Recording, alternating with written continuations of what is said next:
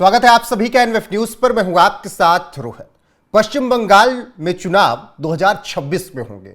उससे पहले बीजेपी अब की एक अलग तरीके की रणनीति के तहत उतर रही है।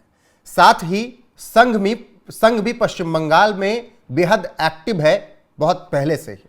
चाहे वो संघ प्रमुख मोहन भागवत के पिछले वक्त में दौरे हों या फिर कार्यकर्ताओं के बहुत शांति के साथ किए जाने वाले काम हों, स्वयं सेवक इस वक्त पश्चिम बंगाल की गलियों में हैं और क्या कुछ उनकी प्लानिंग है, इससे क्या कुछ फायदा होगा, यही समझेंगे। मेरे साथ राष्ट्रीय स्वयंसेवक संघ के स्वयंसेवक दीपक शंखधर जी जुड़े हैं। बहुत बहुत स्वागत है सर आपका एनएफ न्यूज पर।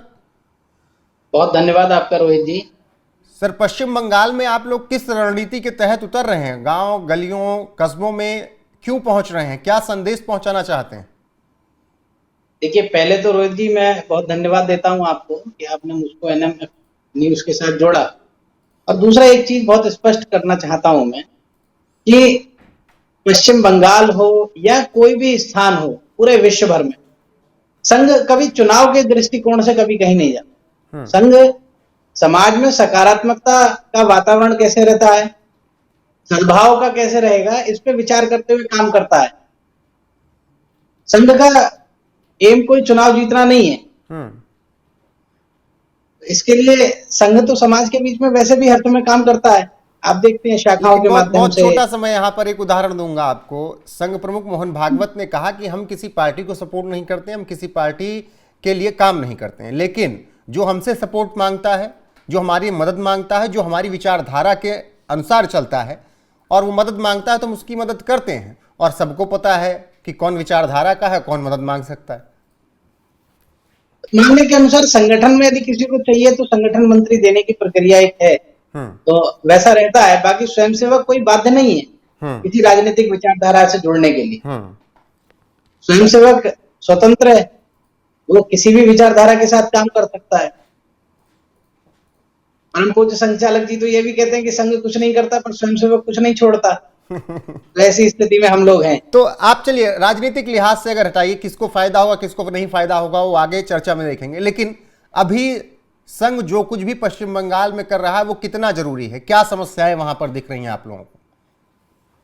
संघ के करने में कोई असमानता नहीं है कि पश्चिम बंगाल में ही केवल ज्यादा या उत्तर प्रदेश में थोड़ा कम या जम्मू कश्मीर में थोड़ा ज्यादा या केरल में थोड़ा ज्यादा या साउथ में थोड़ा सा ज्यादा, ऐसा कोई विशेष नहीं है। सब जगह समानता है।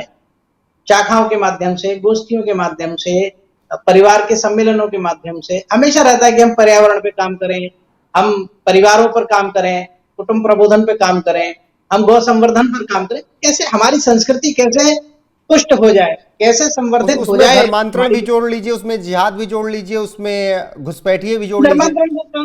धर्मांतरण का काम एकदम संघ का नहीं है। धर्मांतरण रोकने का, धर्मांतरण रोकने का काम देखिए वो तो विधिक है, वो तो संवैधानिक है। आप किसी को दबाव तरीके से दबाव देकर के कैसे किसी को धर्म परिवर्तन करा सकते हैं? वो तो हम सबकी ड्यूटी है, समाज की ड्यूटी है। समाज में यदि मुझे और आपको भी कहीं दिखता है कि किसी को जबरदस्ती धर्मांतरण किसी का कराया जा रहा है तो रोकना चाहिए। तो ऐसा प्रेरणा संघ देता है, ऐसी प्रेरणा मानवता देती है। धर्म आस्था का विषय है रोहित जी, उस पर किसी का दबाव नहीं चलता है। बिल्कुल, क्योंकि मैं ये बात इसलिए कह रहा हूं कि उत्तर प्रदेश में 3 करोड़ परिवारों तक पहुंचने के लिए प्लानिंग संघ ने की है अगले 1.5-2 साल में। और इस दौरान जो 100 साल पूरे हुए संघ के, उसके विचार बताए जाएंगे, उसकी उपलब्धियां बताई जाएंगी, देश विरोधी काम किसने किया उसकी जानकारी लोगों को दी जाएगी। साथ ही परिवारों को जागरूक किया जाएगा कि आप समाज के लिए अच्छा काम कैसे कर सकते हैं। इसके अलावा अवैध धर्मांतरण को लेकर ये सजग किया जाएगा कि आप धर्म मत बदलिए, बेटियों को लव जिहाद से कैसे बचाइए। ये सब भी संघ परिवारों को समझाएगा, वो चाहे उत्तर प्रदेश में हो, पश्चिम बंगाल में हो या फिर बिहार में। पूरे भारत में शताब्दी वर्ष मनाने के लिए यह प्रत्येक स्वयंसेवक के लिए गौरव का क्षण है कि हम जिस संगठन से हैं, हम जिस संगठन से हमारा संबंध है, हम जिस संगठन से आजीवन अपनी अंतिम श्वास तक हम संबद्ध हैं, ऐसा संकल्पित है हम लोग। तो ऐसे संगठन से हम जुड़े हुए हैं, हमारे गौरव का विषय। हमने 100 वर्ष हमारे संगठन ने पूरे किए और आज भी हमारा संगठन युवा है। मैं आपको बता देता हूँ, हमारा संगठन चिरंजीवी है, हमेशा युवा रहने वाला। ऐसे संगठन है ना दीपक जी की संघ ने काम किया, बैठकें की, तो हरियाणा का परिणाम एक पार्टी के पक्ष में आया जो आपकी विचारधारा से मेल खाता है। महाराष्ट्र में आप लोगों ने काम किया तो उसका परिणाम उसी पार्टी के पक्ष में आया। बहुतायत स्वयंसेवक जिस तरफ होता है उस तरफ कह सकते हैं रहता होगा।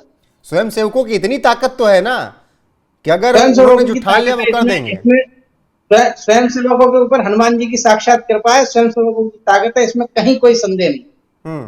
दुनिया का सबसे बड़ा राष्ट्रीय संगठन है, स्वयंसेवक संघ के दुनिया का स्वयं सबसे सेवकों बड़ा की संगठन है। ताकत जहां है तक अच्छी कि अच्छी वह कुछ पार्टियों भी के कर सकते कार्यकर्ता हैं। नहीं पहुंच पाएंगे, वहां तक तो आप लोग पहुंच जाएंगे, और उनकी हर विचारधारा को जगह अगर आप वहां तक देखिए, पहुंचाएंगे तो फिर फायदा तो उनको होगा ही ना। रोहित जी बहुत धन्यवाद देता हूं, आपने इसका विषय लिया। मैं आपको बता दूं कि भारत में आजादी के बाद से, स्वतंत्रता के उपरांत, जहां जहां विद्यालय नहीं थे वहां एकल पाठशाला चलाने का काम संघ ने किया है। जहां भोजन तक की व्यवस्था नहीं हो पा रही थी, जहां सरकारें रीच में नहीं थी, वहां तक रोटी पहुंचाने का काम संघ ने किया है। मतलब जहां प्रेरणा हो सकती थी पर्यावरण को लेके, मानवता को लेके, जीवों के प्रति जो उदारता का भाव संघ ने प्रेरित किया है लोगों को, वो बहुत अद्भुत है। लेकिन हम उससे आप लोग खतरा भी बन रहे हैं विरोधी पार्टियों के लिए भाई। भले आप स्वयं सेवक हैं, आपका संगठन है, ममता बनर्जी हो या फिर कांग्रेस हो, सबके लिए आप लोग खतरा बन रहे हैं। कालनेमी जैसे राक्षसों के लिए हमेशा से हनुमान की सेना जो है, राम जी की सेना जो है, खतरा रही है। और ये हमारा गौरव है कि हनुमान जी की सेना है।